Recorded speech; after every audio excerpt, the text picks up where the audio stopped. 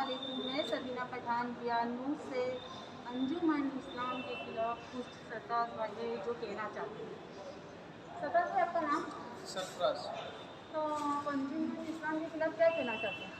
Madam, अंजुमन इस्लाम के खिलाफ ये कहना चाहता हूँ कि अंजुमन इस्लाम ने contempt of the supreme court की है और एक ट्रस्ट है जो ट्रस्ट बना है 1935 में, 1935 में एक ट्रस्ट बना है जिस ट्रस्ट का नाम है अहमद अब्दुल करीम ब्रदर्स चैरिटी ट्रस्ट।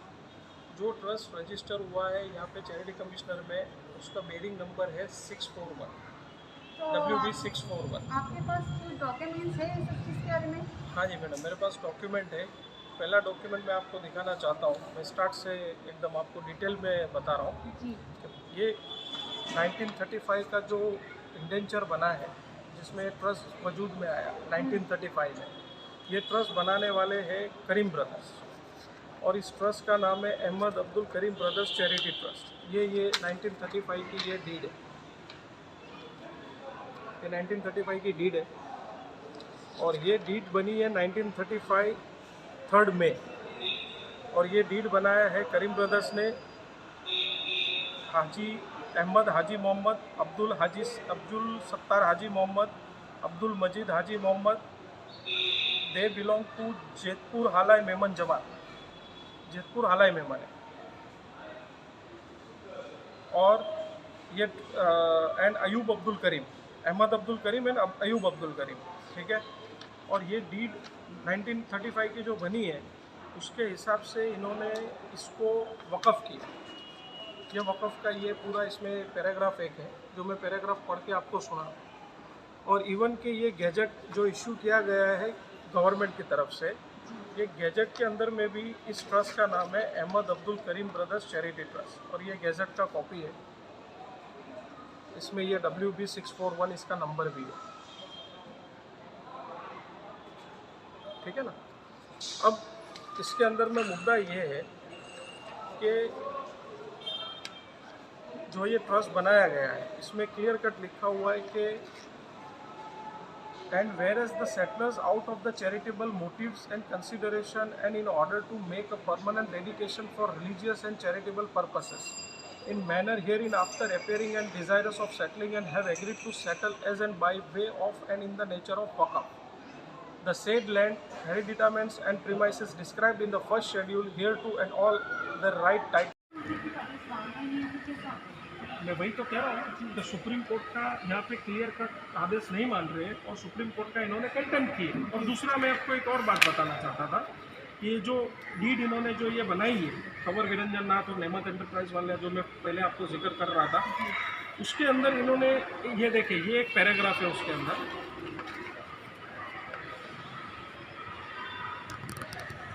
जिसको मैंने एक हाईलाइट किया, ठीक है ना। अब ये पैराग्राफ क्या कहता है, इसमें ये जो डीड बना हुआ है, ये डीड बना हुआ है अंजुमन इस्लाम, अपना Kanwar Viranjan Nath, Kanwar Vilas Nath, Anjuman Islam and Nemat enterprise, proprietor Alfiya Atarwala and Anees अतरवाला।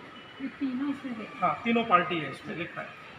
अब इसमें ये पैराग्राफ नंबर 3 यहाँ पे ये लिखा है कि in pursuance of the said agreement and in consideration of a sum of ₹2,99,00,000 paid by the incoming tenants means Nemat Enterprise, Alfia Atarwala and Anis Atarwala, to the outgoing tenants Kanwar Viranjan Nath and Kanwar Vilas Nath, on or prior to execution hereon and by way of full and final consideration monies payable to the outgoing tenant, the payment and receipt whereof the outgoing tenants do and each of them doth hereby admit and acknowledge of and from the incoming tenants and do and each of them doth hereby acquit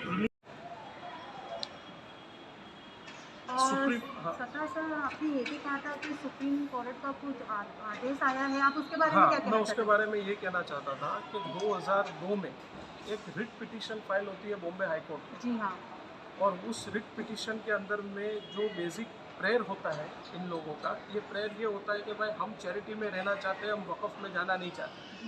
फिर Bombay high court एक order issue करता है 2011 में, और वो order बाद में Maharashtra state board of वक़्फ़ जो है वो बॉम्बे हाई कोर्ट के ऑर्डर को चैलेंज करती है सुप्रीम कोर्ट जी। और 11 मई 2012 को सुप्रीम कोर्ट के जज ऑनरेबल अल्तमस कबीर साहब एक ऑर्डर इशू करते हैं सुप्रीम कोर्ट को 11 मई 2012 को और वो सुप्रीम कोर्ट का ऑर्डर ये कहता है जिसका मैं आपको दो चीज़ें बताना चाहता था। एक पैराग्राफ नंबर 29 और फिर उसके बाद में एक पैराग्राफ नंबर 30। पैराग्राफ नंबर 29 उसमें ये कहता है कि in the present case the difference between trust and waqfs appear to have been overlooked and the high court has passed order without taking into consideration the fact that the charity commissioner would not ordinarily have any jurisdiction to manage the Waqf properties. ये high court ने अपने order के अंदर में mention किया। इसके बावजूद भी ये जो अपने अकाउंट्स वगैरह जो है चैरिटी कमिश्नर को देते हैं, क्योंकि चैरिटी कमिश्नर को हाई कोर्ट के कहने के मुताबिक चैरिटी कमिश्नर को वक़्फ़ प्रॉपर्टी का जुरिडिक्शन नहीं है। वक़्फ़ प्रॉपर्टी का जुरिडिक्शन सिर्फ वक़्फ़ बोर्ड को है। तो एक तो ये बात है। दूसरी जो इम्पोर्टेंट बात है इसके अंदर कि आगे सुप्रीम कोर्ट क्या कहता है कि in this circumstances in our view it would be in the interest of all concern to maintain the status quo and to restrain all those in management of the Waqf properties for alienating or encumbering the Waqf properties during the pendency of the proceedings before this court. The order of the High Court staying the operation of its judgment led to the revival of interim orders which have rendered such stay odious. The said order of stay cannot also be continued during the pendency of these proceedings in its present form. फिर paragraph number 31 क्या कहता है? Accordingly at this stage we direct that in relation of waqf properties as distinct from trust created by Muslims all concern including the charity commissioner Mumbai shall not permit any of the persons in management of such Waqf properties to either encumber or alienate any of the properties under their management till a decision is rendered in the pending special leave petition. इसका मतलब ये होता है sir मैं आपसे ये कहना चाहती हूँ तो उन लोग ये सुप्रीम कोर्ट के आदेश मान रहे हैं कि नहीं मान रहे? वही मैं कह रहा हूँ। आज ये जो हम इंटरव्यू कर रहे हैं जी। उसके अंदर discharge for the same they the outgoing tenants doth hereby relinquish their tenancy rights free from all encumbrances in respect of the said tenanted premises. ठीक है, फ्री फ्रॉम ऑल एनकम्बरेंसेस।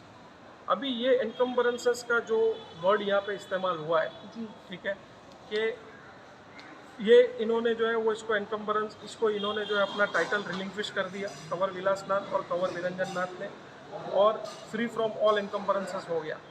अभी ये वापस से इन्होंने ये नेमत एंटरप्राइज के नाम पे ये टेनेंसी ट्रांसफ़र करके दिया। अच्छा।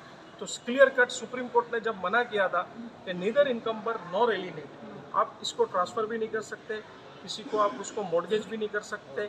और इन्होंने इस एग्रीमेंट के ऊपर एक और चीज़ आगे पैराग्राफ नंबर 2 में एक और चीज़ इन्होंने लिख के दिया है। इन्होंने ये लिख के दिया है उसके अंदर कि the outgoing tenants have represented to and assure the incoming tenants that that tenancy rights to the said tenanted premises in the capacity of tenants thereof is clean, clear, marketable and free from all encumbrances and reasonable doubts whatsoever subject to the right of the landlords, and that the tenancy or other rights, if any, in respect of the said tenanted premises is not the subject matter of any litigation, dispute, claim, charge, lien whatsoever.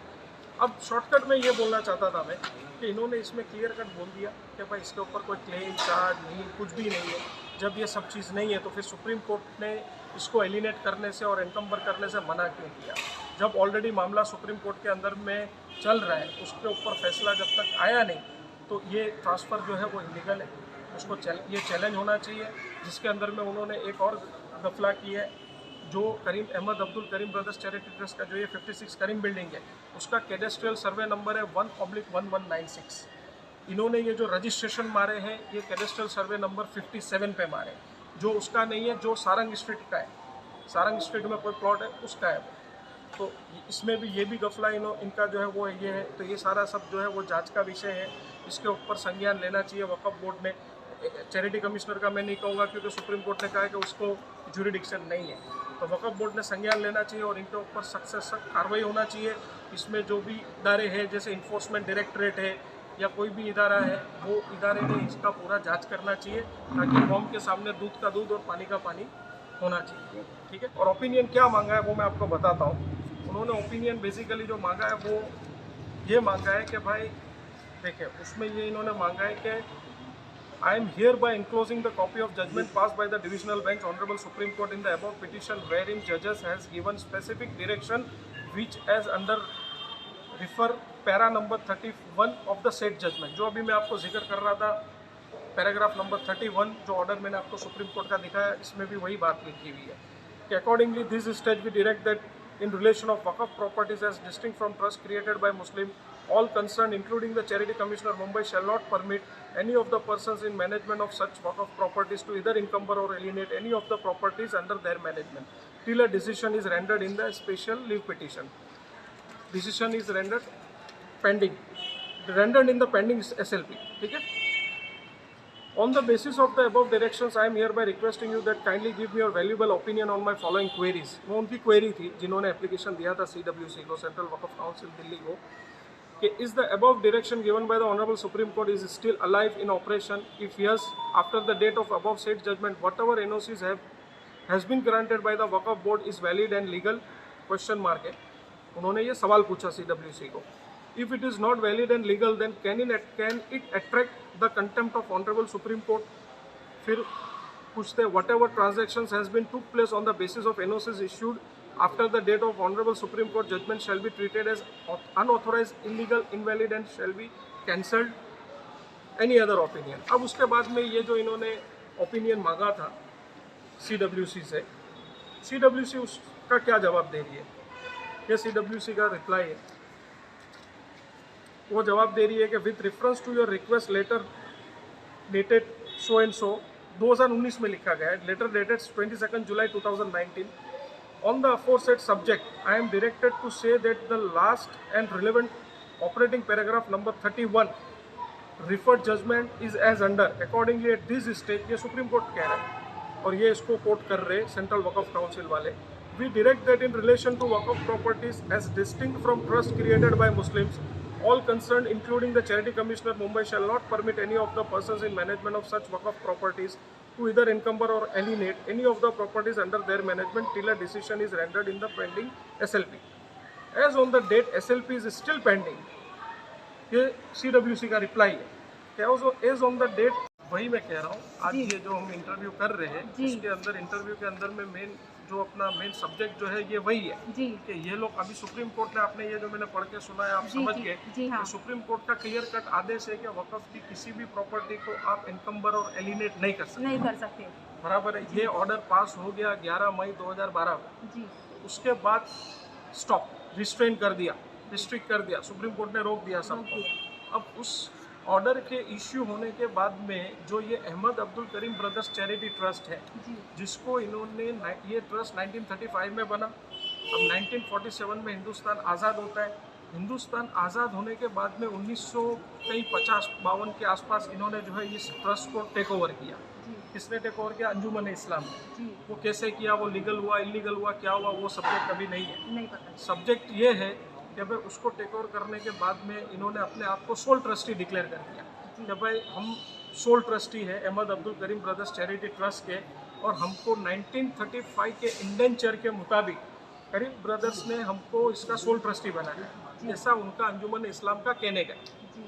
अब ये 1935 की deed मेरे पास है, जो वो लोग दावा कर रहे हैं कि उनको 1935 की डीड के हिसाब से, 1935 के इंडेंचर के हिसाब से जो एग्जीक्यूट हुआ है बिटवीन द करीम ब्रदर्स, जो मैंने अभी कुछ नाम इन भाइयों के पढ़ के आपको सुना है, जो हालाई मेमन जमात जैतपुर से बिलोंग करते हैं.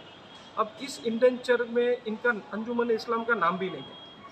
तो ये जगह किसको जाना चाहिए? ये जगह क्लियर कट ये बना ही वक़फ़ के लिए. इसमें इंडेंचर में इन्होंने क्लियर कट एकदम मेंशन किया है कि भाई ये हम वक़फ़ पर्पस के लिए, और जो इसमें भी जो गैजेट के अंदर में भी जो मैंने अभी आपको बताया उसमें भी आप क्लियर कट आप देख सकते हैं कि अहमद अब्दुल करीम ब्रदर्स चैरिटी बराबर रिलीजियस, इसका ऑब्जेक्ट जो है वो रिलीजियस है. तो ये वक़फ़ है. तो वक़फ़ होने के बाद अभी मुद्दा ये नहीं है, मुद्दा ये है कि ये तो है सारी चीज़ें अपनी जगह, लेकिन उसके साथ साथ इन्होंने ये 7 रजिस्ट्रेशन मारे हैं सुप्रीम कोर्ट के ऑर्डर होने के बाद तक. यही करीम बिल्डिंग जो है मोहम्मद अली रोड पे 56 करीम बिल्डिंग, उस पे 7 रजिस्ट्रेशन मारे, 7 रजिस्ट्रेशन करके दिए. इसमें ट्राई पार्टी एग्रीमेंट भी हुआ, टेनेंसी ट्रांसफ़र करके दिए. ट्राई पार्टी एग्रीमेंट के अलावा एक डॉक्यूमेंट इसके अंदर में लीज का भी है, लीज डीड भी बना के दिए इन्होंने 3 साल के लिए। जो टेनेंट है वहाँ पे, टेनेंट के बीच में, अंजुमन इस्लाम के बीच में और यूनियन बैंक ऑफ इंडिया के बीच में एक लीज डीड भी बनी है। फिर उस लीज डीड के बाद में उसी यूनियन बैंक ऑफ इंडिया वाली जो पर्टिकुलर वो जो ऑफिस है, जो वो प्रीमाइसेस है, उसकी बात बता रहा हूँ कि उसमें ये ट्राई पार्टी एग्रीमेंट इन्होंने टेनेंट के बीच में, अंजुमन इस्लाम के बीच में और यूनियन बैंक ऑफ इंडिया के बीच में एक लीज डीड भी बनी है। फिर उस लीज डीड के बाद में उसी यूनियन बैंक ऑफ इंडिया वाली जो पर्टिकुलर वो जो ऑफिस है, जो वो प्रीमाइसेस है, उसकी बात बता रहा हूँ कि उसमें ये ट्राई पार्टी एग्रीमेंट इन्होंने बनाए हैं। जो उसके अंदर में टेनेंट था कंवर विलासनाथ एंड कंवर विरंजन नाथ, ये 2 टेनेंट थे उसके अंदर जी पहले से। फिर उसके बाद में ये जो डीड बनी है ट्रांसफ़र की, ये कंवर विरंजन नाथ और कंवर विलासनाथ से लेके जो इन्होंने ट्रांसफ़र किया नेमत एंटरप्राइज, जिसका मेरा ख्याल है प्रोप्राइटर अनीस अत्तरवाला और अल्फिया अत्तरवाला, जो ये डीड में जिन 2 के नाम लिखे हुए। और नेमत एंटरप्राइज 5 करोड़ रुपए का पेमेंट करती है ये डीड के हिसाब से। 5 करोड़ रुपए में से 2 करोड़ 1 लाख रुपया जो है वो अंजुमन इस्लाम को दिया जाता है, सही है। और 2 करोड़ 99 लाख रुपया जो है वो आउटगोइंग टेनेंट को दिया जाता है, कंवर विरंजन नाथ और कंवर विलासनाथ को। तो वक़्फ़ की प्रॉपर्टी के पैसे आप किसी आउटगोइंग टेनेंट को नहीं दे सकते, बराबर। एक तो ये हो गया कानून, एक तो ये है। और दूसरा ये है कि ऑलरेडी जब उसके ऊपर सुप्रीम कोर्ट का आदेश, सुप्रीम कोर्ट ने मना किया है कि आप एलिनेट नहीं कर सकते किसी भी वक़्फ़ प्रॉपर्टी को जब तक एसएलपी का फाइनल फैसला नहीं हो जाता। जो भी होगा उसके बाद में तय जो सुप्रीम कोर्ट करेगा वो होगा। तो उनको ये करना चाहिए था कि अगर कोई आउटगोइंग टेनेंट जाता है तो उसको वो लोग पोजीशन लेके खाली रख सकते थे, क्योंकि सुप्रीम कोर्ट का आदेश है कि आप उसको एलिनेट नहीं कर सकते। तो एक तो वो किया और ऊपर से उसमें इन्होंने पैसे भी लिए और इनकमिंग टेनेंट से पैसे लिए, आउटगोइंग टेनेंट को भी दिलाए और खुद ने भी रखे। और पर्टिकुलरली वही साल, ये 2000 फाइनेंशियल ईयर 17, 16 और 17 का मैटर है, कभी का मैटर है, क्योंकि ये डीड बनी है 24 डे ऑफ अक्टूबर 2017। तो अब ये 2000। और ये पैसे का हक किस पे जाना चाहिए ज़्यादातर? ये पैसे का हक एक्चुअली जो है ये वक़्फ़ का है, या तो अहमद अब्दुल करीम। अब अहमद अब्दुल करीम ब्रदर्स जो थे वो 1947 के बाद हो सकता है कहीं और चले गए, या पाकिस्तान चले गए, या कहीं अफ्रीका चले गए, कहाँ चले गए नहीं पता तो होगा। आपको पूरा डिटेल पता नहीं है ये कहाँ गए? हाँ, ये कहाँ गए वो नहीं पता, क्योंकि अब ये 90 साल 60 साल के पहले की बात है, जी 80 साल पहले की बात है। अब ये पर्टिकुलरली उसी ईयर ये एक्चुअली डीड इनकी एग्जीक्यूट हुई है 2017, अक्टूबर 2017। तो ये फाइनेंशियल ईयर होना चाहिए 2016 और 17, ठीक है। लेकिन ये फाइनेंशियल ईयर 2017 और 18 में फिर ये लोग ने क्या किए कि फाइनेंशियल ईयर 2016-17 में तो ये इनके बुक्स में आया नहीं शायद, 2017-18 के फाइनेंशियल बुक्स ऑफ अकाउंट्स के अंदर में जो आया, जो